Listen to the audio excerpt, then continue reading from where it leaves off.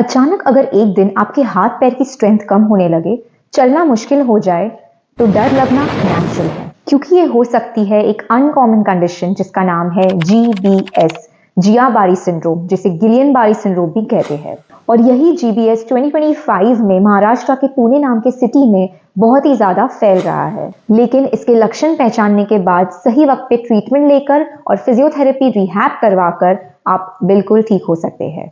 इस वीडियो में हम यही समझने वाले हैं। So let's start. GBS एक न्यूरोलॉजिकल डिसऑर्डर है जिसमें हमारे बॉडी का इम्यून सिस्टम हमारे नर्व्स पे अटैक करने लगता है, जिसकी वजह से नर्व्स डैमेज हो जाती है और हमें वीकनेस, पैरालिसिस, टिंगलिंग जैसे सिम्टम्स दिखाई देते हैं। GBS का एग्जैक्ट कॉज तो अब तक अननोन है, बट रिसर्च सजेस्ट करते हैं कि ये कंडीशन एक वायरल या बैक्टीरियल इन्फेक्शन के बाद डेवलप होती है, जिसमें से कॉमन है respiratory infections and stomach infection. अब GBS में क्या सिम्टम्स दिखाई देते हैं? GBS सबसे पहले हमारे नर्व्स की माइलिन शीट को अटैक करते हैं, जिसकी वजह से ये सारी सिम्टम्स दिखाई देते हैं। नंबर 1 है टिंगलिंग। आपके हाथों और पैर में एक झंझनाहट सी महसूस होती है, ऐसे लगता है जैसे कि कोई चींटी चल रही है। नंबर 2 है वीकनेस।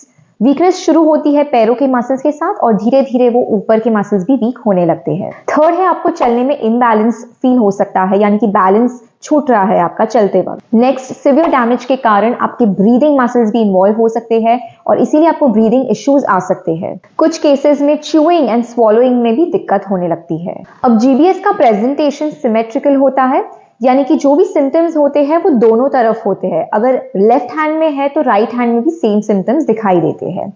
सेकेंड, GBS के सिम्टम्स यूजुअली हमारे लोअर बॉडी से शुरू होते हैं, यानी कि पैरों में वीकनेस या टिंगलिंग शुरू होगी, फिर धीरे धीरे करके ऊपर के पार्ट्स में भी आपको सिम्टम्स दिखाई देने लगेंगे। अगर GBS का टाइमली ट्रीटमेंट नहीं लिया तो ये क्रिटिकल हो सकता है। अब मेडिकल ट्रीटमेंट में 2 थेरेपीज यूजुअली यूज होती है।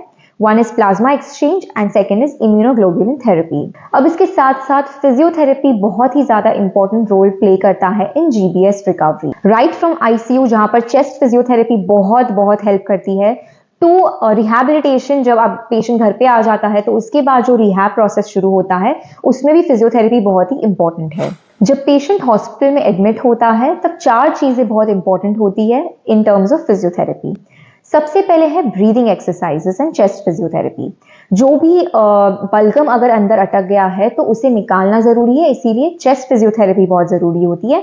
और साथ ही हमारे ब्रीदिंग मसल्स अगर वीक हो चुके हैं तो उन्हें स्ट्रॉन्ग बनाना भी जरूरी है और ब्रीदिंग एक्सरसाइज करनी होती है। सेकेंड है प्रॉपर पोजिशनिंग।